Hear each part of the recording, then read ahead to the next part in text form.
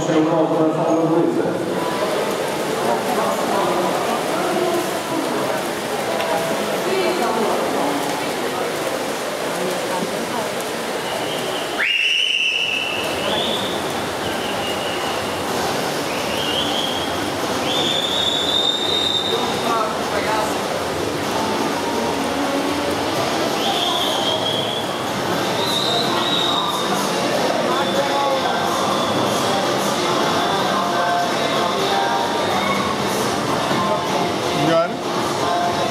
E agora vai dar tudo, olha lá.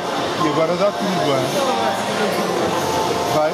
Aos 100 metros de ligar à prova, Francisco Pedro do Algés, na pista número 4, a segunda posição é ocupada por Patrícia Nascimento do Castelo-Amarante, na pista número 8, e a terceira posição é de Inês Henriques, do Pipões de Maia, na pista número 5.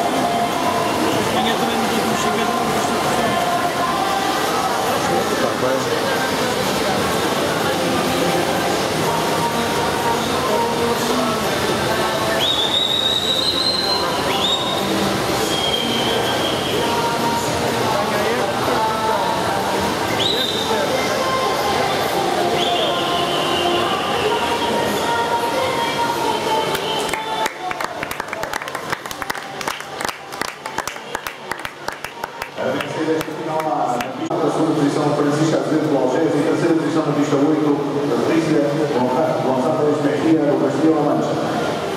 Passamos já ao Mundial.